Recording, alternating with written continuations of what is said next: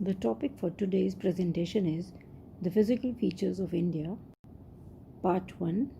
In this, we'll be discussing about the Himalaya, its origin,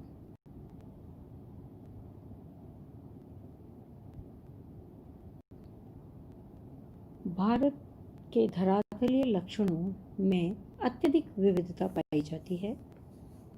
यहाँ पर गगनचुंबी हिमालय पर्वत भी स्थित है, पठारी भाग भी है, मैदानी भाग भी है। भारत में संपूर्ण क्षेत्रफल का 10.7% पर्वतीय भाग है, जो कि 2100 मीटर या इससे अधिक ऊंचा है। 18.6% भाग पहाड़ी है, 27.7% भाग पठारी है तथा बचा हुआ 43% भाग मैदानी है। भारत के धरातलीय विभाजन में हम देखेंगे कि मुख्य रूप से 6 भाग किए जा सकते हैं। पहला, the northern and the north eastern mountain, Himalaya पर्वतीय क्षेत्र। दूसरा, नॉर्दर्न प्लेन्स, उत्तर भारत का मैदान। इसी का भाग है द थार डेजर्ट, जिसे हम तीसरे भाग के अंतर्गत देखेंगे। चौथा है प्रायद्वीपीय पठार, द पेनिनसुलर प्लेटो। पांचवा है द कोस्टल प्लेन्स। भारत के तटीय मैदान, जिन्हें हम पूर्वी और पश्चिमी तटीय मैदानों के नाम से भी जानते हैं। और अंतिम में हम पढ़ेंगे भारत के द्वीप समूह।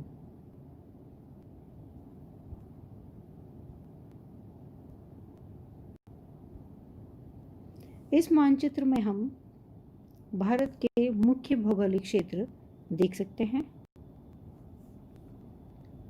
पहला मुख्य क्षेत्र है उत्तर भारत का मैदान। उत्तर भारत का मैदान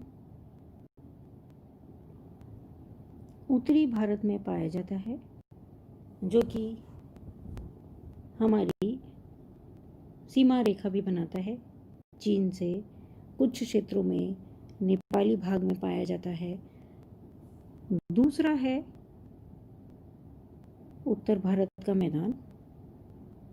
तीसरा, थार का मरुस्थल। चौथा, प्रायद्वीपीय क्षेत्र। और पांचवे के 2 भाग हम देख सकते हैं, पश्चिमी और पूर्वी तटीय प्रदेश। अंडमान द्वीप समूह और लक्षद्वीप, इनको भी हम 7वें भाग के अंतर्गत देखेंगे। अब हम विस्तार से चर्चा करेंगे हिमालय की। हिमालय पर्वत समूह भारत के उत्तर में स्थित है। पश्चिम में सिंधु नदी के तट या सिंधु नदी के महाखंड गौज से पूर्व में ब्रह्मपुत्र नदी के महाखंड तक इसकी लंबाई 2400 किलोमीटर है। इसका फैलाव पूर्व पश्चिम दिशा में 22 डिग्री देशांतर तक है। चापाकार या धनुषाकार रूप में ये फैले हुए हैं और इसका उन्नतोत्तर कॉन्वेक्स मोड़ दक्षिण की ओर है। इसके उत्तर में तिब्बत का सर्वोच्च पठार और दक्षिण में उत्तर भारत का विशाल मैदान स्थित है। इसकी चौड़ाई कश्मीर में 500 किलोमीटर और अरुणाचल प्रदेश में 200 किलोमीटर है। लगभग 5 लाख वर्ग किलोमीटर क्षेत्र में फैले हुए हैं। इनकी ऊंचाई औसतन 6000 मीटर है। एशिया महाद्वीप में 7300 मीटर से अधिक 94 ऊंची चोटियां पाई जाती हैं, जिनमें से 92 चोटियां हिमालय और काराकोरम क्षेत्र में स्थित हैं। भारत का हिमालय पर्वत एक समानांतर श्रेणियों के रूप में पाए जाते हैं। इस स्लाइड के अंदर हम पढ़ेंगे the origin of the Himalayas. Himalaya के उद्भव और विकास के ऊपर कई थ्योरीज दी गई हैं अलग अलग विद्वानों द्वारा। ऐसी ही पहली थ्योरी है प्लेट टेक्टोनिक की थ्योरी, जिसे हैरी हेस, मॉर्गन, लिपिशॉल ने दी है। इनके अनुसार पूरा विश्व का महाखंडीय भाग, महाद्वीपीय भाग अलग अलग प्लेट्स के अंदर विभाजित है। पूरे महाखंडीय भाग के अंदर 7 मेजर प्लेट्स पाई जाती हैं। African plate, Antarctic plate, Eurasian plate, Indo Australian plate, north American plate, Pacific plate, south American plate.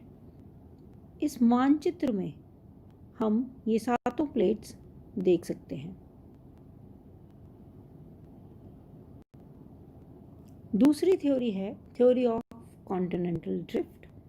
Theory of continental drift Spate, Wadia, M S. Krishnan, Burrard, Patterson, Wegener और भी कई वैज्ञानिकों ने इसके बारे में चर्चा की है। इस कॉन्टिनेंटल ड्रिफ्ट थ्योरी के बारे में हिमालय के उद्भव को अच्छे तरह से समझा जा सकता है। इस थ्योरी के अनुसार सारा महासागरीय भाग एक पार्ट था और महाद्वीपीय भाग दूसरा पार्ट था। महाद्वीपीय भाग आपस में जुड़ा हुआ था, जिसे पैंजिया के नाम से जाना जाता था। उसी तरह से महासागरीय भाग भी उसको चारों तरफ से घेरे हुए था, जिसे पैंथेलासा कहा जाता है। 200 मिलियन वर्ष पूर्व पैंजिया 2 भागों में विभाजित हुआ। पहला था लोरेंशिया या अंगारा लैंड से के नाम से भी जिसे जाना जाता है, उत्तर दिशा में, जो आज के नॉर्थ अमेरिका और यूरेशिया का भाग है। और दूसरा भाग था गोंडवाना लैंड, जो कि दक्षिण में था। गोंडवाना लैंड दक्षिणी Bharat, Australia, south Africa, south America और एंटार्क्टिका, इन भागों को मिलाकर बना हुआ था। और इन दोनों महाखंडों के बीच में था तैथिस सागर। इन अलग अलग मानचित्रों के माध्यम से हम महाद्वीपों के और हिमालय के उत्पत्ति के बारे में थोड़ा विस्तार से समझ सकते हैं। पहले चित्र के अंदर हम देखेंगे कि पैंजिया है और पैंजिया को चारों तरफ से महासागरीय भाग पैंथेलासा ने घेरा हुआ है। दूसरे चित्र में हम देखेंगे कि पैंजिया 2 भागों में विभाजित हुआ, लॉरेंशिया और गोंडवाना लैंड। तीसरा है जो कि जुरासिक युग में दर्शाता है, जिसमें 7 महाद्वीपों के बनने की नींव रखी गई।